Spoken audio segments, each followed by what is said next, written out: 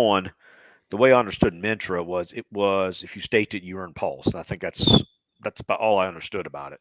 So it was just, I looked at it as a yield bearing token. That's all I kind of, and I put it in that bucket of things. And I did a strategy a while back showing people that if they can use Tetra to collect these type of tokens and just hold them or stake them or whatever, and then earn yield as passive income, and then use that income for further compounding.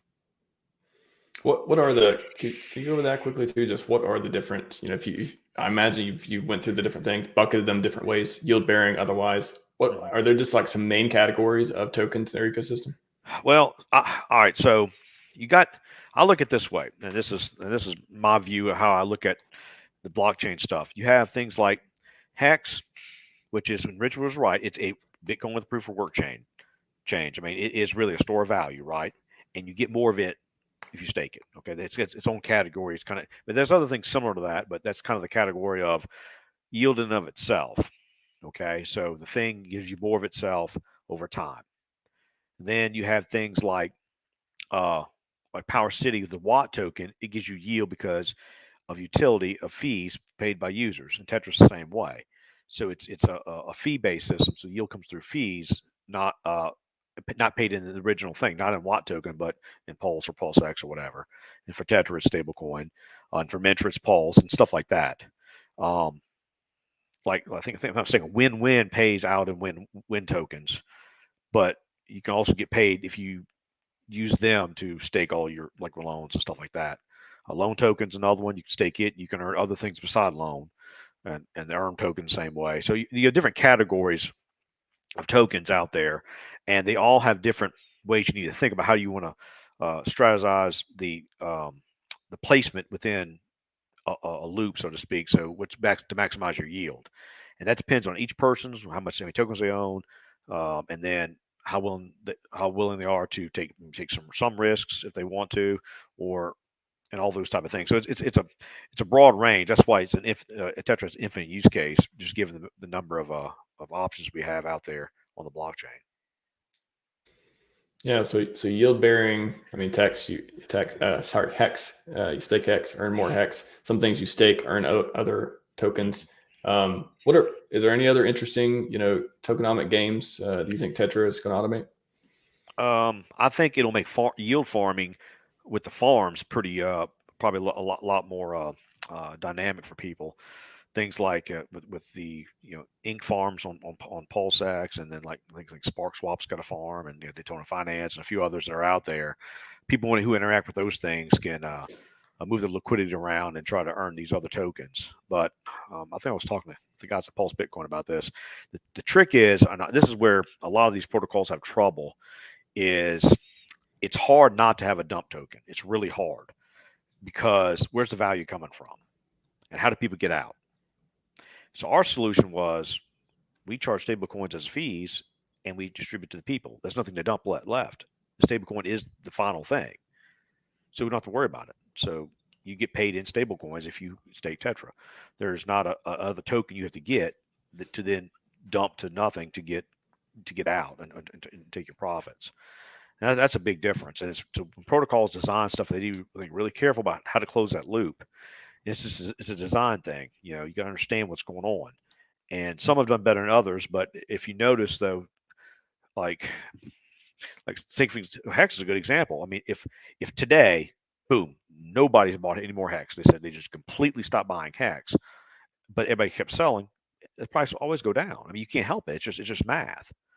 And so Hex requires a community to keep the ball rolling, as well as to encourage other people to get involved, because they're missing out on a lot of gains, a lot of yield, especially for 15-year stakes and stuff. But whereas other tokens who have other types of mechanics, maybe say some of the farms have a token that they give to people. That token has no value, or it's sold for something else. It's inevitably going to go to zero. It's just the way. It's just math. I mean, you can't deny the math. It's just is that the key to tokenomics, is like finding a way for people to play like healthy games that prevent them in some way from selling, or discouraging, putting their price on selling, I guess. Yeah, I mean, and then we try it with we try to reduce supply. That's one way we do it. We try to buy and burn, all these type of mechanics doing that. And that works to a certain point. But at the end of the day, people who want to take profits, they have to find a way to take a profit out. And if the token has no means to no other utility other than to be sold for something else, it will be inevitably sold down. That's just that you can look at all the price charts on all these tokens. That's what they do. They just go down that are yield tokens. And so it's good to have like things like Neutral who give Pulse out because Pulse is the fee you pay in the system. Or with Watt token, you're paying you're paying PulseX and Pulse in whatever means, and that's what's being distributed to the people who hold Watt. So those are the things that then people can sell their Pulse for whatever, but at least they give something that like gas tokens and things that have other utilities that they can therefore repurpose, restake, and stuff like that. But look at the incentive token. It's as of now, it's a dump token because it has no utility. So until it has utility, people will always dump it because unless it's just going to hold it and speculate, it's really not but a glorified meme token at the moment. Yeah, speculation of. Well, I think Ink is a little bit interesting because it is RH coin technically, right? It is maybe his least favorite, as in his words, I guess, but it is tied to the RH ecosystem, and in a way, it's tied to the health of PulseX liquidity risk. It's got that thing to it. It's literally tied to the hip to PulseX in a way, not figuratively speaking, at least. So yeah, and we all hope that he does something with it. I mean, I really want him to do something with it, but until he does, so what else can you do with it? That's the problem we're at right now. We're going to work on solving some of that for people ourselves, but again, until there's something out there you can take your incentive token and use it for, or whatever the quote unquote dump token may be for the protocol.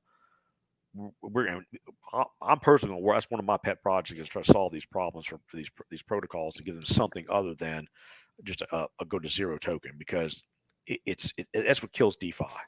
Really, that's when you have the initial people get the money. Everybody comes in later. They're just lapping up the crumbs. Is that where it falls? I was gonna say, is that where it falls flat?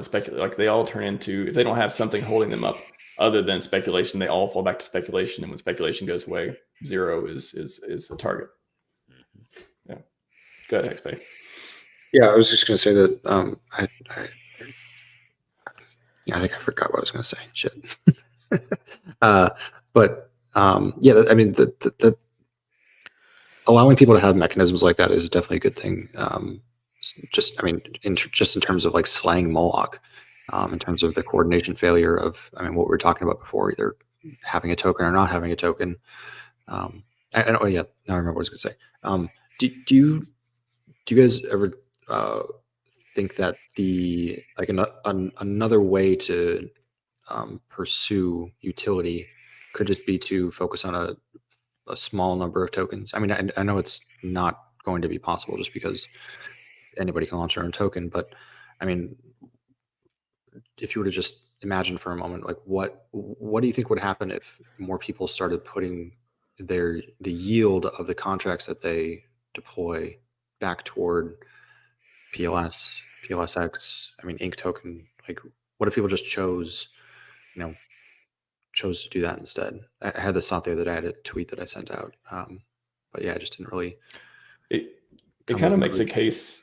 Does that? So the first thing I think of is, does that make the case that earning? I don't know. I can see it both ways because my first thought was, okay, is that the case being made for earning something other than the incentive token or earning something other than the token you're staking? Is if you earn a blue chip in some way, Hex, Pulse, or PulseX or something, yeah, you can dump it, but also you're earning it. So it's coming from somewhere. So it's like kind of like a circular feedback loop, or it could be at least. I don't know. There's a lot in that. What do you think, All right.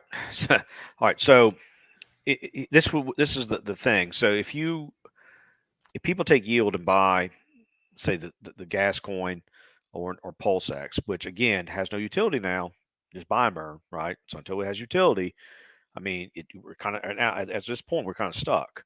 But if you want to buy these blue chips or Hex, and the Hex you can stake, right? So there's something to be said by that. But what if you design a system to where, and I think this is where Tetra probably solves the problem, is your yields coming. Yield needs to come from fees first of all, not come from speculation. That's right, important, right. Or penalties or anything like that. It needs to be user interaction. Absolutely, yeah. The fees need to pay for the system, and then those fees are distributed to then the token holders in some form of thing. But we found out the stable coins are probably the best bet only because it's the final thing. Everybody wants to get out. That's what they have to get out, right? And then you can then take those stablecoins and buy PulseX, and Hex if that's what you chose. Sure. That seems to be a more, I guess, even approach as far as dollars and as people's psychology think about that stuff. But now, but you say you want to pay yield out in Hex, and that's great. It doesn't necessarily have to be out in Hex. I'm just saying, like, what if people just like focused on just rewarding people with the small subset of, it could be USDC, USDT, or PulseX, PLS. It just was constrained to just those. Would that push the needle at all in this ecosystem? Well, I think the harness strategy does that. If you think about it, how it's designed is you take your loan, you buy more of the same thing. You buy the PulseX, whichever side you're on, and that does that, and that pushes the price up. And so then you could take a portion of that yield or loan and buy Hex too if you want to buy the third blue chip, right? So those things are possible with those type of strategies within the system.